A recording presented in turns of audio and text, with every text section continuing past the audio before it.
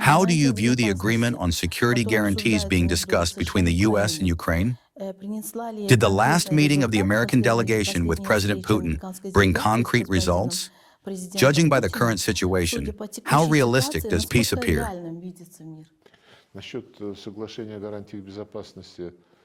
I won't speak about the agreement on security guarantees between the U.S. and Ukraine because we have not seen it. It is not in our traditions to disclose the content of meetings that we conduct within diplomatic frameworks, especially on serious issues of conflict resolution. We have not seen the agreement with the United States, which Zelensky, his minister Sybiha, and a number of other Ukrainian figures are now talking about at every corner. Although they, I repeat, are already violating all norms of diplomatic etiquette, following in the footsteps of their teachers like Macron and other figures who constantly leak information without bearing any responsibility for it. We do not possess such habits, and we proceed from the principle that everyone should take negotiations seriously. When I hear that Zelensky has declared, supposedly, yes, we have an agreement with the U.S. on security ready 100%, and we will not cede a single inch of our land, and we still need to decide how we are to return the Zaporozhye nuclear power plant, I get such an unusual feeling that a victor is speaking. And not just a victor on the battlefield in Donbass, in Novorossiya, but a victor of all of Europe in the course of its confrontation with the United States, which began under President Trump due to Europe's attempts to force Trump to follow the policy of his archenemy, Biden.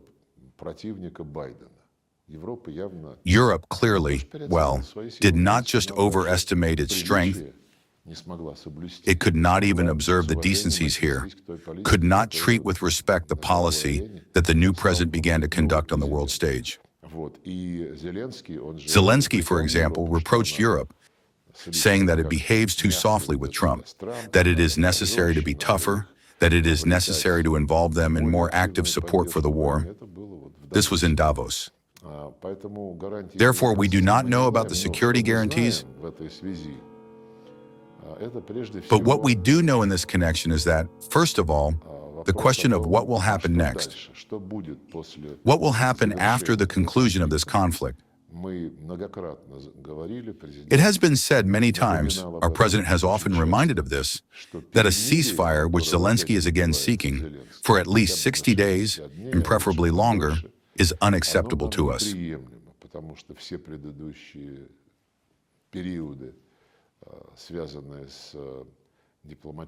Because all previous periods associated with diplomatic efforts in the course of the special military operation ended with any ceasefire being immediately used to pump Ukraine with new armaments in order to give this regime a break, to again catch as many people as possible on the streets of Ukrainian cities, to shove them onto the front line as cannon fodder, and generally to get a respite and gather strength to continue the war against Russia. Now, in the course of the conversations about security guarantees, which Ukrainian leaders, Europeans, Ruta, and many ministers of NATO and European Union states are so proud of, it is being declared that security guarantees are the key to the non-resumption of this conflict. This will be a key to a completely different little door, because if one looks into what is being discussed, they are working, the masters of the Zelensky's regime are working to guarantee the security of this illegal regime that has lost its legitimacy,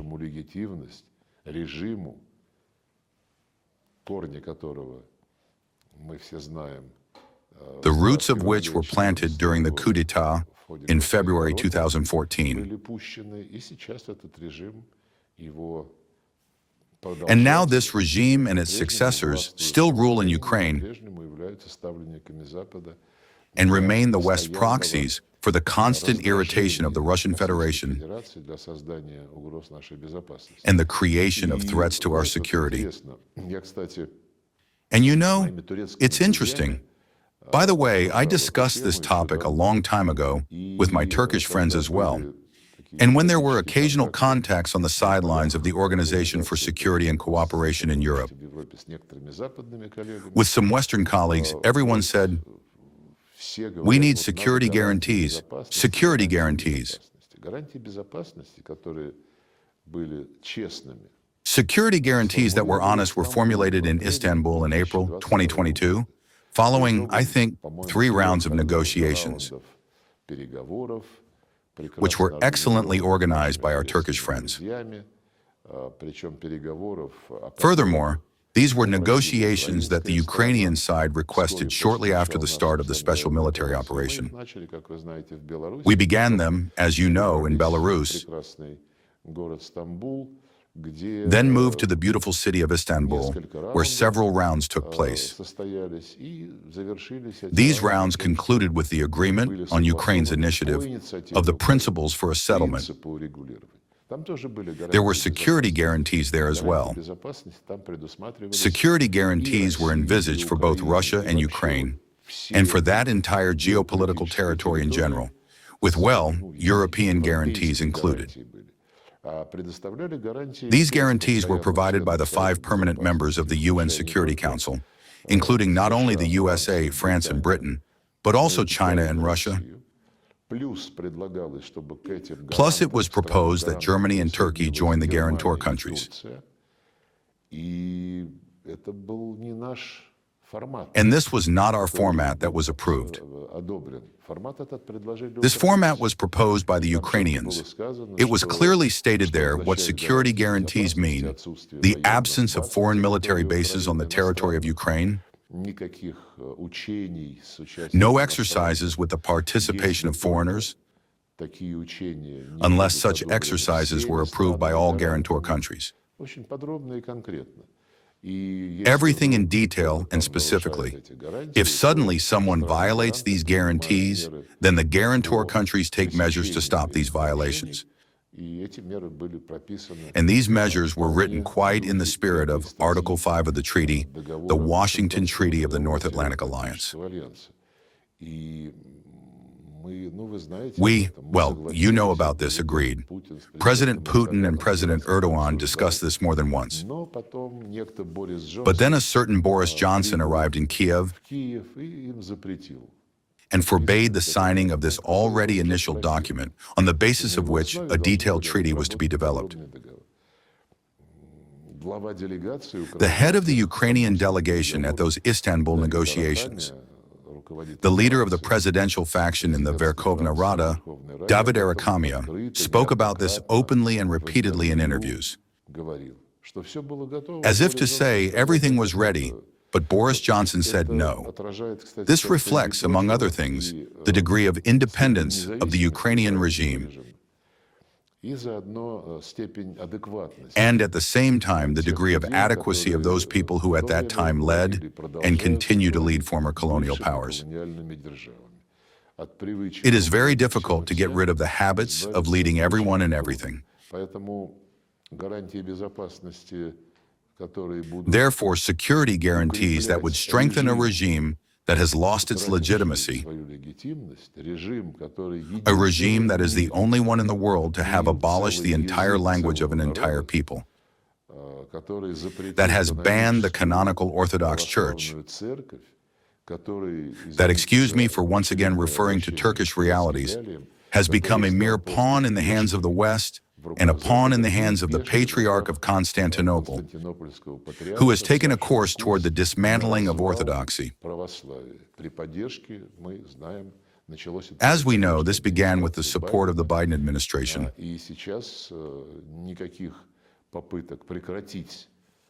Now we observe no attempts to stop the interference in church affairs on the part of the West. I will reveal one secret. I hope they will not be offended by me. When we were in Alaska, President Putin and President Trump began negotiations and touched upon the discussion of the rights of Russians, which were totally banned in Ukraine. President Putin mentioned that not only is the Russian language banned, but they also banned the canonical Ukrainian Orthodox Church. President Trump did not believe it. He asked Marco Rubio several times whether such laws had indeed been adopted in Ukraine. That is why the issue of security guarantees is directly tied to the essence of the regime.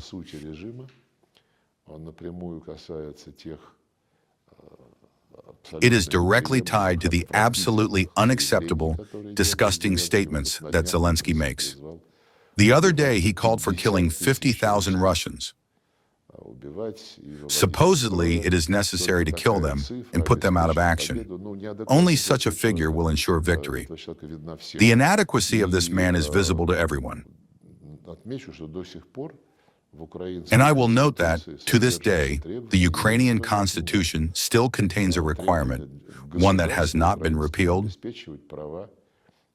for the Ukrainian state to ensure the rights of all national minorities, linguistic and other rights. Not to mention the fact that the UN Charter requires all to observe human rights, regardless of race, sex, language, and religion. And when we ask our colleagues, well, I began to speak about our Turkish colleagues, when we ask some Westerners and indeed some of our BRICS and Shanghai Cooperation Organization partners, we ask, when you call for peace in Ukraine, do you have contacts with the Ukrainians?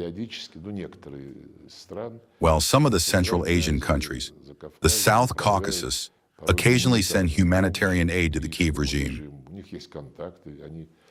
They have contacts. They visit each other. They send delegations.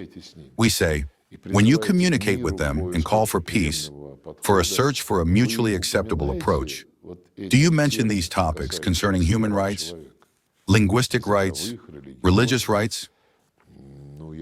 Well, I cannot imagine another such situation. They often cannot answer us. And apparently, to our great regret, these questions, well, besides us, are hardly being raised with the Ukrainian regime. The exception is the Trump administration, which after several months of getting up to speed, prepared a 28-point plan where the requirement to restore the rights of national minorities, linguistic, religious, and so on, was quite clearly written down.